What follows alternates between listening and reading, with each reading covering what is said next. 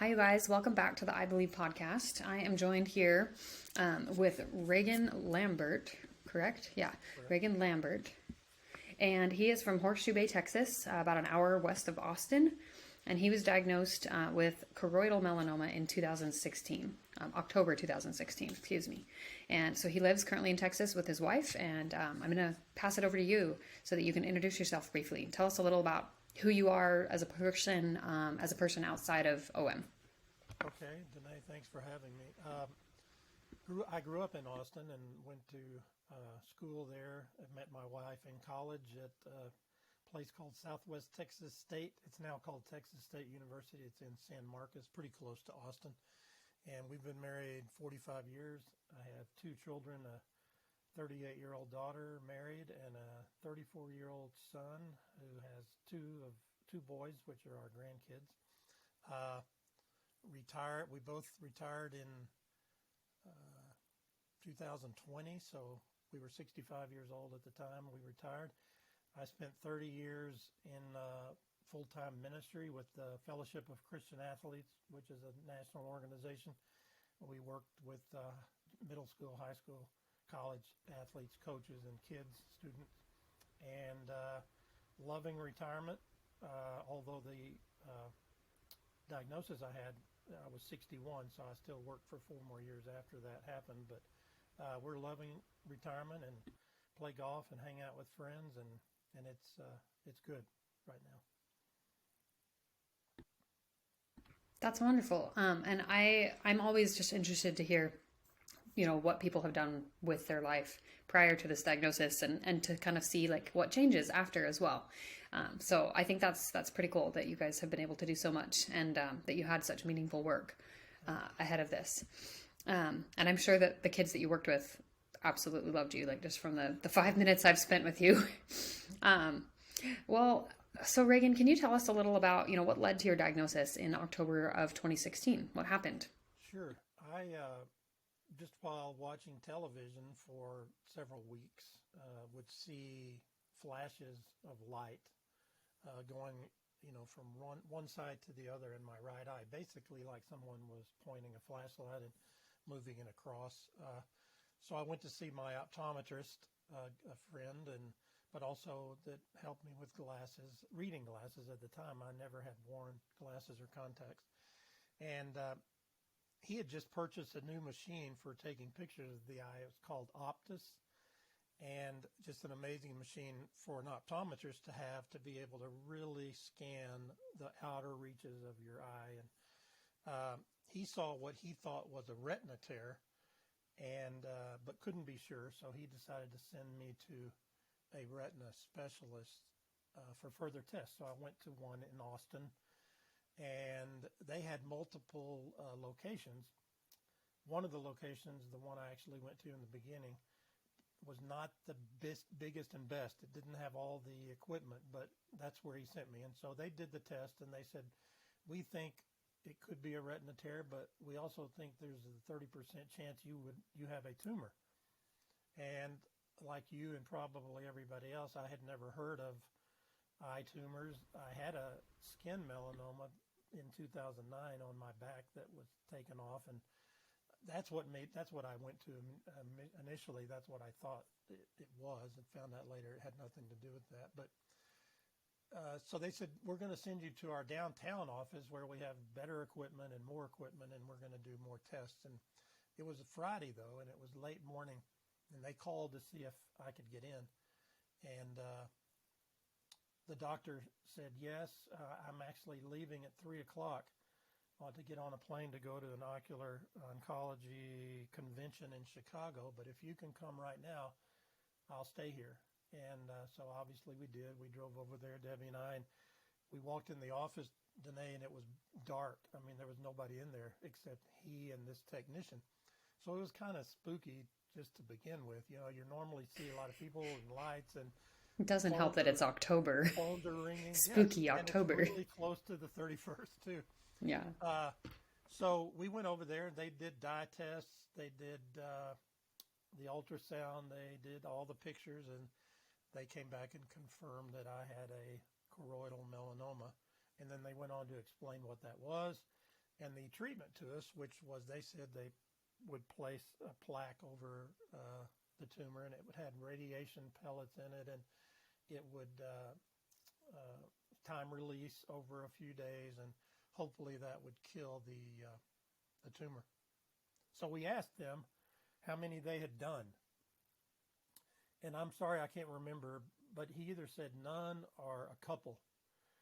And so I'm just one of those guys that thought, okay, I'd really like to have somebody that has done multiple ones of these and maybe knows a little bit more about it. So I said, okay, we'll get back to you. And they were going, okay, don't wait around too long. And I said, we won't. So we went home immediately, and we just started reaching out to friends of ours. We prayed about it, and we asked them to pray about it, and we asked them to help us to locate someone that could do this surgery. Now, MD Anderson is in Texas, so you would think that that would be the first place we would go. But I just really wanted to reach out to, the purpose of having friends and people that care about you and that are connected to you is that maybe they can help you navigate through whatever it is that you're having to navigate to. So reached out to two specific friends that I knew were in the medical business, and they had friends in the cancer field. One was in Texas, one was in California, and asked them for recommendations for an ocular surgeon. And they both, within 6 hours, came back and recommended Carol Shields, who was the director of oncology, still is, at the Wills Eye Hospital in Philadelphia. And her friend from California was actually while she was speaking to her, actually at an ocular oncology convention in Chicago, and the keynote speaker was Carol Shields. And he said he'd try to go up and speak to her personally. This is all happening within hours. And you remember me saying that the Austin ocular surgeon was going to be leaving for Chicago, and it's the exact same convention. So I thought that was kind of a sign. But he did speak with Carol, and she called our office immediately and said to be expecting a call from us. So our next prayer, Danae, was that they would take our insurance, because it's a big, big, big deal, especially flying to another state and trying to stay somewhere and figure all that out. So we found out that they did take our insurance, and so on October 31st, which we mentioned earlier, Halloween, we flew to Philadelphia for our initial appointment with Carol Shields. November 3rd, I had the radioactive plaque therapy surgically applied to the tumor, and was in a hospital room, sequestered for 5 days. I didn't leave. I just left the room to go to meals and came back, and it was just Debbie and I. And then they removed the plaque, and we flew back to Texas. Over the next few months, I just had a quick question. Is that okay? Sure. So when you were in Philadelphia, just because I know this is a common question for people who travel to end up going to Carol Shields or to Dr. Sato in Philadelphia, obviously they're very well known, and there's a reason for that. And it's reassuring to some patients to, like you guys, to be able to seek out someone who has really made their life work out of this kind of practice. But where did you guys stay in Philadelphia, and are there any resources you would pass on to anyone who is looking to travel because they feel like that's the best fit for them? Yeah, well, the first couple of times when we were going through the actual plaque, and then several times after that, and I'll get into how much we had to travel there in a few minutes. But they had the Wills Eye Hospital and Dr. Shields had a relationship with the Crown Plaza, which was down in the middle of town, and they put you up at a very inexpensive rate, and they provided some amazing meals, and they took care of everything. A lot less than it would cost to stay in downtown Philly at another time. And I'm not really clear. I don't remember who paid for this. I believe it was money that was raised through Wills Eye Hospital to help with people's expenses. No, that's important to know, just for patients, that there are resources, and that they don't have to foot the bill entirely themselves, that they can look for those resources, and that we should look for those resources, for sure. Yes, and we had to pay for our own airfare and everything, obviously, but then after 2 or 3 times we were on our own, and we ended up just getting Airbnbs down there, and would either walk or take cabs or Ubers to get back and forth to the treatments. You mentioned Dr. Yeah. Sato. He's the guy that did. I mean, we had the DNA testing done, and I've been working with him for 6 years. And the reason, again, that I went with him, and you know this because you mentioned him, for 35 years plus, he's been specializing in where the choroidal melanoma, where they go and where they metastasize. And so again, I think he's, if not the best, he certainly has 35 years of experience. And when we were looking at Dr. Shields, I mean, if you're, and I know that they're promoting themselves, but if they're doing 50% of the treatment in the United States, and they're also doing treatment of people all over the world, it just seemed like the right thing for us to do. Yeah. And everyone's comfort level is going to be different. Like Right. with traveling versus not, with finding someone who does this, Right. 10 times a week versus 10 times in a year or 10 times in their entire practice. Like there's really something to be said of just being clear on what you as the patient need and why, and going for that and advocating for that. So I just commend you for that. An excellent point. And fortunately, we had the resources where we could do it. And believe me, I had 100 people say, "Why aren't you just driving 2.5 hours to MD Anderson? That's stupid to fly to Philly." And I said, "Well, when it's your eye and your cancer tumor in your eye, maybe you can make a different decision. But this is what we thought was best for us." So Yeah, exactly. Well, and that's important. So, okay, let's backtrack. You were kind of continuing on. I think you said the plaque was taken out, and then I'm assuming, had some follow-up that happened over the course of some time. yeah, so for the first 2 years, I went every 3 months to get the eye checked, and also they gave me Avastin in the eye every quarter. They said they didn't have any really clear understanding or idea that it would help, but they were trying to stave off what could be lack of vision as I moved forward, because I think it's used for macular degeneration maybe. But Yeah, so and actually, there is more research now showing that Avastin is helpful. okay. And that different shots are helpful. They do have a lot more research that has come out in the ocular field, just showing that this kind of preventative action, there is some level of benefit. It's just I think it's still just tricky to define how much, and I think every patient experiences something different. So I had shots in the eye every 3 months for every 3 months for 6 different visits. So I guess that's a year and a half or so. And every time I was there, I would do the scans. I would do a CT and an MRI, and Dr. Sato would read those. And then after 2 years, it was twice a year. And after 5 years, this is my 6th year, so I'm doing it once a year now. So I've got scans coming up next week, actually. I didn't mention, though, and I think I need to, that my tumor size, I believe it was 2.9, so it was pretty small, and it was really way far away from the optic nerve, and it was way on the right side of my eye. And so it was really one of the best prognoses, I guess, that I could have gotten when they did find it, that it was small. And I didn't lose any vision. I didn't lose any peripheral vision. It's not blurry.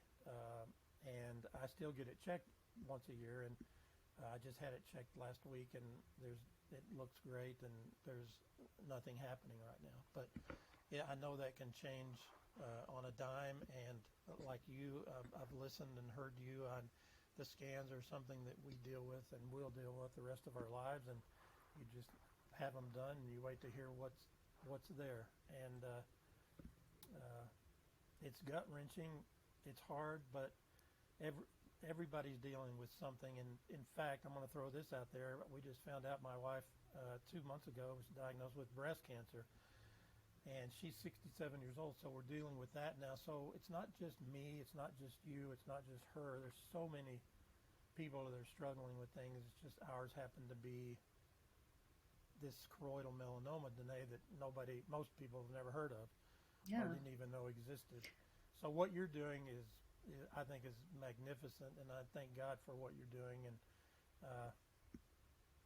reaching people and helping find out how we can cure it, or at least make it better. for folks. Yeah, no, exactly. And I like thank you for your encouragement and compliments. It means a lot to me because this is, I guess, been a passion project of mine since shortly after I got diagnosed. So I appreciate you just noticing that. So you mentioned that after you were diagnosed that you worked for a couple of years, and you also mentioned that that you were able to maintain vision pretty well. So is there anything you feel like your diagnosis and kind of the way that this is all played out for you and the necessary traveling that you guys made, is there anything you feel like you've been kept from doing or that you felt limited in, or do you feel like you've been able to navigate this in a way that, has felt less limiting, I guess, if that makes sense?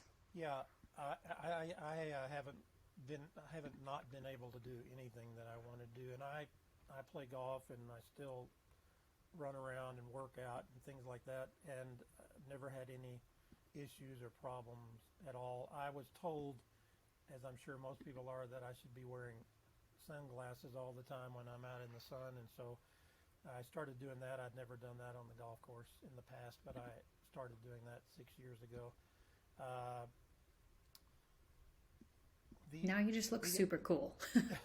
Yeah. The hardest part for me is just the what can happen, the scans. They told me I didn't have going back to the DNA, that I didn't have the chromosome 3, and so that was a really bad thing. They didn't even have enough DNA to check because of the size of the tumor to check the 6 and the 7. But they said not having the 3 is not good, and chances are sometime in your life, I can't tell you we can't tell you if it's 2 years or 5 years or 20 years. Yeah. It's probably going to metastasize. That's what they think now. Yeah, well, and that's something that's hard to live it's like an axe hanging over your neck, like constantly. Yep. So that's the hardest thing for me, I think, and Debbie, is just looking at that and facing it. And we've been doing it for 6 years, and so we have a lot of experience of sitting around waiting for the call, Yeah, no, for sure. So, you mentioned your wife, Debbie, quite a few times, and so I just wanted to lean into that for a minute. Has she been, would you say she's been one of your greatest supports? And is there anyone else in your life that you feel like has been a huge support to you throughout this last 6 years? Yeah, well, definitely my wife. She's a lot like you in that once she found out what it was, she did so much research and put an entire book together, really, for us to take up to Philly about choroidal melanoma, and was just a huge support for me to lean on, and always positive, and always saying we're going to get through this, and we're going to the best, and Shields is the best, and Sato's the best, and so we're doing everything that we can. And she did the exact same thing, Danae, when she found out about breast cancer. It's a non-invasive right now. It's called in situ, and it's in her milk ducts, and it's really small, but it's still breast cancer. And she's done a ton of research on that too. And so she did exactly the same thing. So I get my chance now to pay back, if you will, the doctoring, the nursing, the caring that she did for me for so long. Then both my kids were super supportive. My son's a pastor, and so he has a lot of people that have come alongside him and us. They were thrilled to know that it's not genetic, so they were excited to hear that news. Doesn't mean they can't get it, but they're not going to get it from me. And then just as I said, with what I did with FCA and Fellowship of Christian Athletes, to have a great support group of student athletes, students, coaches, donors. I couldn't have done it without them, but I think that they were placed in my life for a reason, and I'm grateful, and I try every day to be available to, again, pay it back or pay it forward if I have an opportunity to. I love that. Thank you. So you kind of have touched on this a little bit, but what would you say are maybe like your top 3 gifts of this diagnosis? I mean, obviously none of us would choose to be diagnosed with this, but given that it's happened, what are maybe 3 gifts that have come despite, all of the obstacles that you've faced? I think just the understanding of life I thought I had a great understanding of it before. I thought I understood uh, priorities, and I endeavored to have my life in order. Faith, family, work, that kind of thing. But it just kind of pinpoints it a little bit more when you get a diagnosis like that we're not none of us are guaranteed tomorrow, and we need to do the best we can do with today. So that would be number one. I think number two would be just to see how people come alongside you in such a great way, offering to drive for you, to bring you meals, to take you to the doctor's appointments, to sit with your wife at the hospital during. We even had a couple offer to go to Philadelphia with us. Now they're financially able to do that, but still, that's a big deal to come and sit with somebody for a few days in another city. Yeah, for sure. And so, just the support that you find that you have when you're struggling or when you have a diagnosis like this is a huge thing.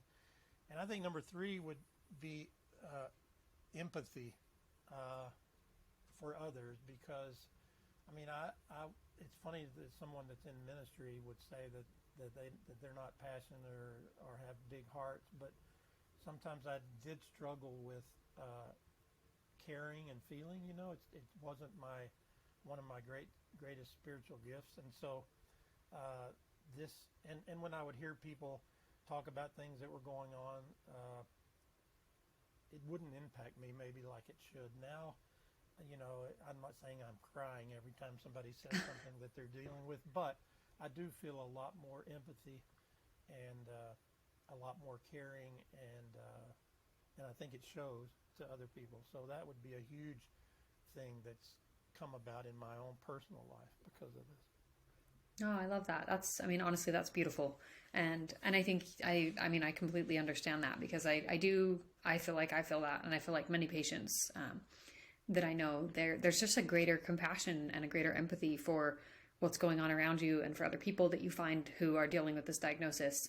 But just in general, I think just a greater empathy for humanity of just like, we're all really doing the best that we can. Yes. So thank you for sharing that. That was beautiful. What would be something that you would say has helped you in navigating scans? I know that's something that, especially as we get further down the road, sometimes we like to think it's going to get easier, but somehow it doesn't get easier. It kind of tends to get a little harder, I think, sometimes. Well, for me, it's my faith, because I feel like I know the end of the book, so to speak. I feel like I know where I'm headed, and I feel like that, and I can go back over 67 years of my life and see God's hand in my life and how He's directed me. I mean, all the way back to as a kid, all the way back to finding Debbie, my kids, the whole process I said about finding Carol Shields and things. And so, there are a lot of people who would say that's just coincidence, that's an accident. But to me, I just am thankful that I have faith, and I also am glad that I have people of faith who are in my life who can, hold me up. And there's a security for me knowing that people are praying for me, and not everybody is a super duper Christian, God's the greatest thing in my life, but there are people that I know who believe that prayer works, and they're willing to do it for me regardless of where we stand theologically, maybe, if that makes any sense. And so, no, that totally makes sense. And so that's been the way that Debbie and I have dealt with almost everything in our lives, and the scans, and now her breast cancer, it's exactly the same. As I said earlier, I have so many people praying for me over the last few years that I relish the opportunity to pray for others. And again, that's something I've learned, to care and to understand that everybody's dealing with something. It might not be eye cancer, but it's something that's impacting their lives and their families, and I need to care about that. And I think that's you bring up a good point that sometimes when we're on the receiving end of so much support, encouragement, generosity, not even sometimes, I would say all the time. I know I just have experienced this in the last couple of weeks alone, that I just have felt this huge outpouring of love and support and encouragement, and just people willing to just crawl in the depths of the ditch with me while I'm, down and having a hard time, and not trying to pull me out of it before I'm ready, but just holding space, and supporting our family in, just the tidal waves of new information that we keep getting. And it's funny because, like, there are times that I'm so overwhelmed I can hardly even focus on, just living daily life. But when I am able to come up for air, like, one of the first things on my mind is like, how can I give back to someone else, even if it's just in a small way, because I feel like I've been on the receiving end of so much generosity that, like, I guess I'm the kind of person that I believe that in order to receive, we have to also be willing to give. And in order to give, we have to be willing to receive. Like, they're both equally important, to be able to accept help and to be able to offer help, or, whatever it is.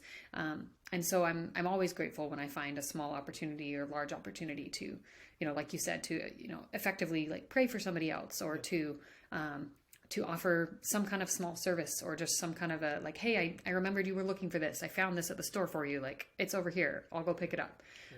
Just those little things that just, I think, and I was telling my husband the other day too, that sometimes I think the ability to kind of come up for air and to get to a place where we feel like we can help other people despite what we've experienced, I think helps, at least it helps me, like, feel like, I don't know, just like more normal, and like I'm able to, like, have that capacity, and it makes me feel, just makes me feel good to be able to do something and to offer that for someone else when I know how much it's helped me.